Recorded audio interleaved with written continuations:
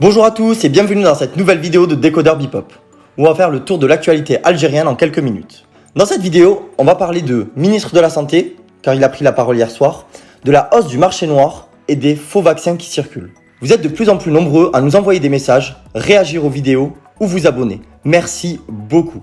Si vous n'êtes pas encore abonné, n'hésitez pas à le faire pour nous soutenir. De toute façon, vous savez maintenant comment faire. Et c'est parti, on passe au sujet. Le ministre de la Santé contre les médecins. En fait, dans son discours prononcé hier, le ministre de la Santé, Abdelrahman Ben Bouzid, a tenté de rassurer la population sur la disponibilité de l'oxygène dans le pays. Plusieurs éléments en ressortent. D'abord, que l'oxygène serait disponible en quantité suffisante au niveau des établissements hospitaliers. Il va ensuite expliquer qu'une partie des patients qui arrivent à l'hôpital sont déjà à un stade avancé de la maladie.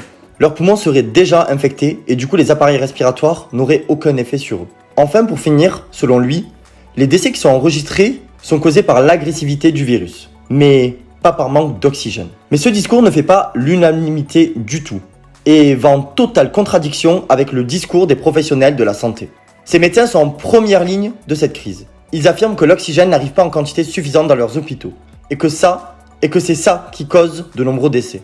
Par exemple, le docteur Rachid Belhaj a dit « Nous avons constaté que lorsqu'il y a une augmentation très importante de décès, elle est en relation directe avec le manque d'oxygène dans nos structures hospitalières. » Mais ce n'est pas le seul à s'être exprimé. Le docteur Mohamed Yousfi, de l'hôpital de Boufarek, a aussi émis qu'à l'hôpital de Boufarek, ils ont enregistré 13 morts vendredi dernier à cause du problème d'oxygène. Il va ensuite ajouter « Actuellement, on prend en charge des maladies que l'on stabilise puis que l'on perd par manque d'oxygène. » Toutefois, le ministre de la Santé a avoué que le variant Delta les a surpris et s'est excusé en disant « Si nous avions commis des erreurs, nous les corrigerons et nous demandons pardon à ceux qui nous avons fait du tort. » Donc voilà, beaucoup de réactions des professionnels de la santé en réponse du ministre et les avis sont très mitigés, on vous tient au courant dès qu'on en sait plus.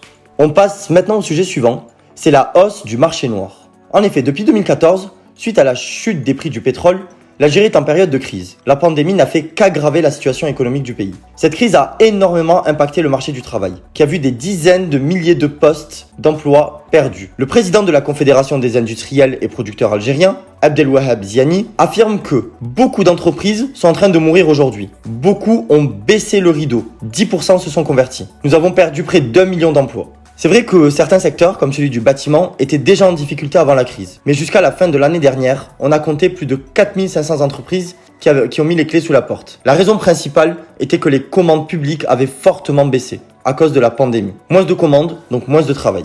Le président de la CIPA rajoute que les entreprises qui disparaissent se dirigent vers le marché noir. Selon lui, ce secteur représenterait 70% de l'économie algérienne. C'est plus de 150 milliards de dollars qui circuleraient dans le marché noir. Il estime que c'est le marché parallèle qui doit joindre l'officiel et non l'inverse. Et propose que des solutions fiscales soient proposées aux entreprises en temps de crise. Donc voilà, on pensait que c'était un sujet important à aborder et qui résumait la situation actuelle.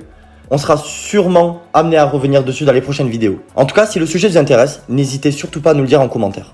On passe au dernier sujet du jour, on va parler de faux vaccins. Un fait très grave s'est déroulé en Inde entre le mois de mai et le mois de juin. Environ 2500 personnes se sont fait injecter de l'eau salée pensant de se faire vacciner contre le Covid. La CNN rapporte qu'au moins 12 fausses opérations de vaccination ont été organisées à Bombay et dans le reste de l'état de Maharashtra. Je ne sais pas si je prononce bien. Toutes étaient facturées comme des injections du véritable vaccin. L'enquête a été lancée parce que certains patients doutaient de l'authenticité, mais aussi parce que le jour du vaccin, les patients étaient obligés de payer en liquide. Grâce à cette enquête, 14 personnes, dont les médecins et d'autres soignants, ont été arrêtés. Ils auraient récolté plus de 28 000 $, soit plus de 3,7 millions de dinars. Un responsable de la police de Bombay précise que les suspects utilisaient un hôpital qui leur fournissait des faux certificats, de fausses fioles et de fausses seringues. Les autorités judiciaires locales ont demandé à la municipalité de Bombay de mettre en place un plan d'action pour que les innocents ne soient plus dupés dans le futur.